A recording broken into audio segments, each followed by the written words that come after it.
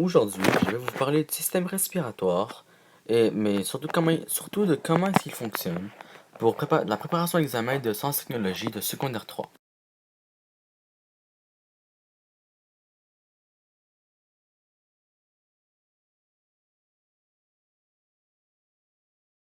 Pour commencer, le système respiratoire est divisé en deux parties, les poumons et les voies respiratoires.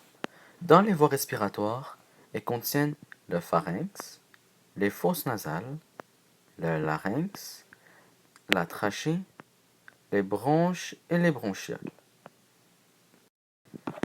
Les fosses nasales ont pour fonction de filtrer l'air grâce aux poils qui sont à l'intérieur.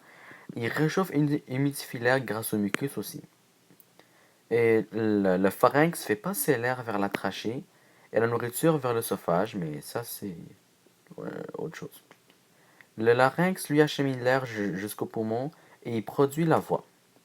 La trachée filtre, purifie l'air, réchauffe et humidifie l'air elle aussi, pour le rendre meilleur pour le corps. Les bronches acheminent l'air jusqu'à l'intérieur des poumons, et les poumons sont eux qui font de l'échange gazeux entre le milieu extérieur et l'organisme. Pour commencer, l'air rentre par les fosses nasales qui se trouvent ici, et défile, qu'elle part jusqu'au pharynx, qui l'envoie dans le larynx, qui est juste en avant de l'œsophage et qui protège les cordes vocales. Il va dans la trachée, qui est un os cartilagineux, jusqu'aux bronches et dans les poumons. Le mécanisme pour respirer, alors les muscles intercostaux et le diaphragme se contractent lors de l'inspiration et lors de l'expiration ils se relâchent.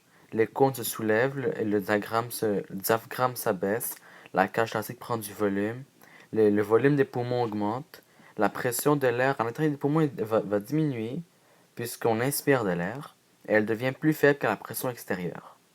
L'air chargé d'oxygène circule de nos poumons, de l'extérieur, l'air autour de nous, jusqu'à l'intérieur. Et quand on expire, alors les muscles intercostaux du diaphragme se relâchent, les cônes s'abaissent et le diaphragme se lève, la cage thoracique baisse de volume. Le volume diminue, effectivement, la pression de l'air à l'intérieur des poumons elle augmente, et l'air chargé de dioxyde de carbone sort à l'extérieur, quitte notre corps. Voici une vidéo pour vous montrer, mieux vous montrer, mais comment est-ce que ça marche. L'appareil respiratoire a pour fonction principale d'incorporer l'oxygène de l'air et d'expulser le dioxyde de carbone produit par le métabolisme cellulaire. Les voies respiratoires apportent l'air aux poumons, qui sont les organes chargés de cette fonction. À chaque inspiration, l'air qui pénètre traverse les fosses nasales, où il est réchauffé et humidifié, poursuit son chemin par le pharynx, le larynx, la trachée puis les bronches pour atteindre les profondeurs du tissu pulmonaire.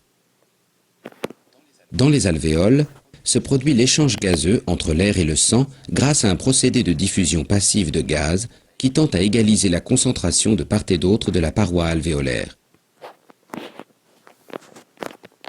Avec l'expiration, l'air devenu pauvre en oxygène et chargé de dioxyde de carbone est expulsé à l'extérieur. Le diaphragme et les muscles intercostaux permettent d'alterner entrée et sortie de l'air. Pour la suite de votre étude, voici deux sites internet qui, j'espère, pourront vous aider pour vos révisions et bonne fin d'année, bonne chance d'examen et joyeuses vacances.